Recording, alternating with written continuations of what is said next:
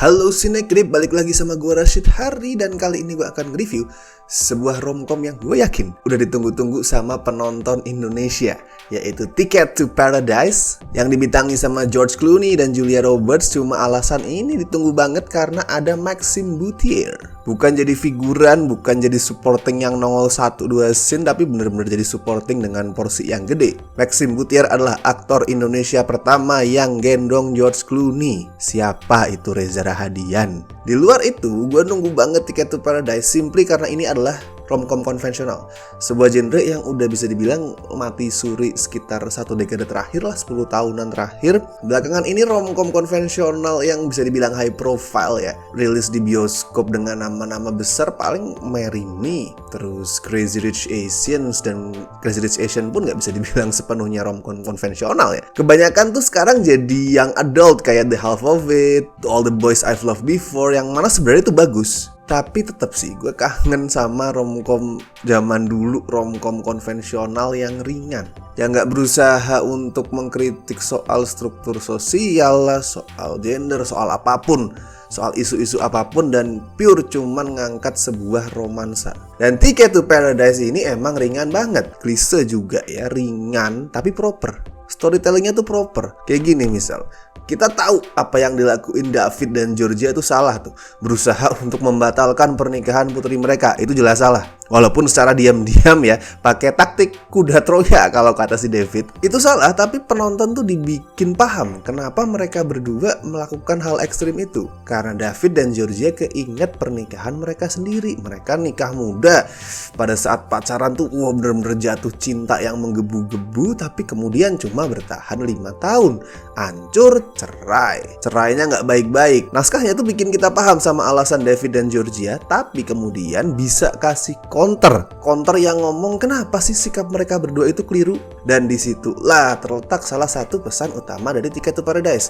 Kalau biar gimana pun ya, meskipun lahir dari janin ibunya, hidup anak dan hidup orang tua itu beda. Hidup anak ya hidup anak, hidup orang tua ya orang tua. Belum tentu nasibnya tuh sama. Dan di tangannya Ollie Parker yang jadi sutradara, yang dulu 4 tahun lalu tuh berhasil bikin Mamma Mia Here We Go Again melebihi kualitas film pertamanya, Ticket to Paradise nih punya banyak momen-momen yang manis. Bukan manis-manis gombal yang penuh dengan puisi atau apa sih, mengharu biru gitu, dramatisasi, no.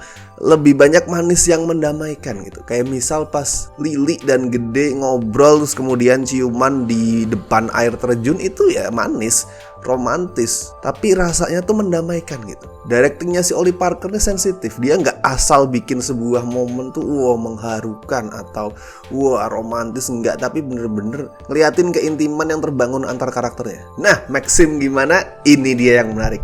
Gue ngeliat acting Maxime di sini tuh lebih bagus daripada pas dia main di film-film lokal.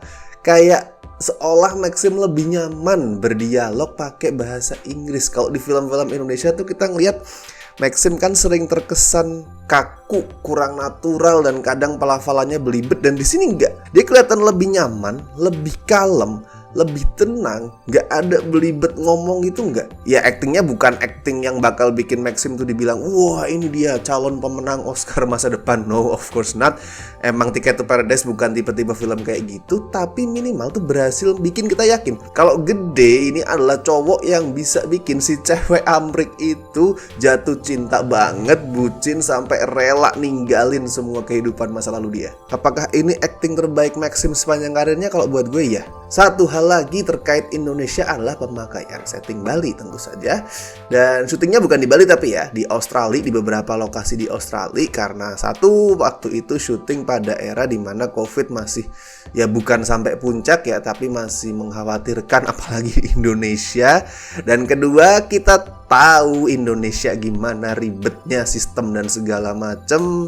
Udah banyak sebenarnya film Hollywood yang pengen syuting di sini tapi mengurungkan niatnya karena terlalu banyak orang yang pengen numpang eksis, pengen campur tangan, pengen ngumpulin duit, ngumpulin pungli dan segala macem. Sayang sih sebenarnya, karena kalau semakin banyak Hollywood produksi di sini, minim deh kru kita yang pasti bakal direkrut ya, karena nggak mungkin lu ngeboyong semua kru dari Hollywood ke sini. Nggak, pasti tetap ada kru kita yang diambil, itu bakal belajar. Soal perekonomian juga sama, pasti kan rental alat ini itu dan segala macam. Perekonomian lokal tuh minimal pada saat itu tuh agak terbantu.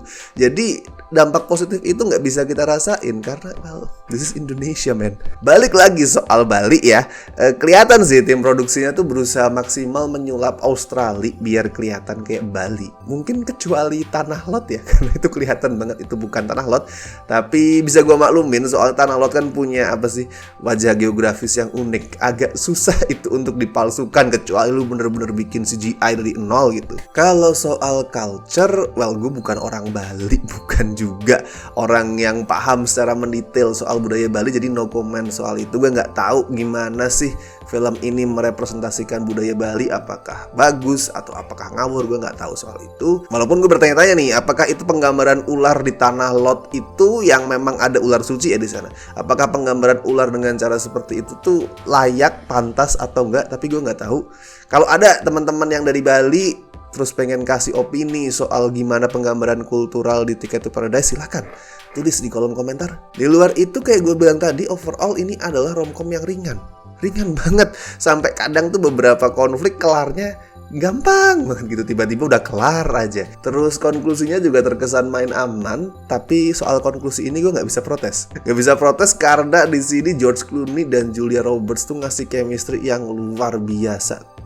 Mereka tuh ngingetin gue sama pasangan-pasangan romcom zaman dulu. Ya well, Julia Roberts juga termasuk the queen of romcom ya. Kerasa banget ikatan di antara mereka. Udah jarang gue ngeliat pasangan romcom kayak gini yang banter kalimatnya tuh enak banget. Bahkan bikin pertengkaran tuh kerasa ada benih-benih cinta gitu di dalamnya. Terus tatapan mereka tuh, tatapan sama senyum mereka di ending filmnya, nggak ada dialog sama sekali, cuman mereka tetap tatapan, senyum, terus akhirnya tangannya bersentuhan. Wow, that's love. Kalau skor buat Ticket to Paradise gue kasih 7 dari 10. Ini ringan, menyenangkan, hangat, walaupun ya klise ya. Tapi itu tadi mengembalikan kenangan-kenangan dan mengobati rasa kangen sama romcom konvensional.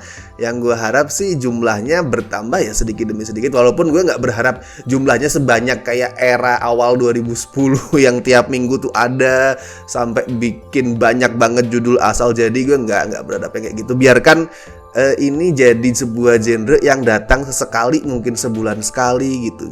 Jadi terasa kayak liburan. Setelah sebulan yang penat, yang penuh dengan keruwetan, kita nonton romcom kayak seolah mau liburan, hilang semua penat itu. Kalau kalian gimana? Apakah kalian enjoy sama Ticket to Paradise? Apakah kalian ngerasa Maxim actingnya bagus di sini? Tuliskan opini kalian di kolom komentar. And please jangan lupa like video ini, share juga, subscribe, dan nyalakan tombol notifikasinya. And see you in the next video.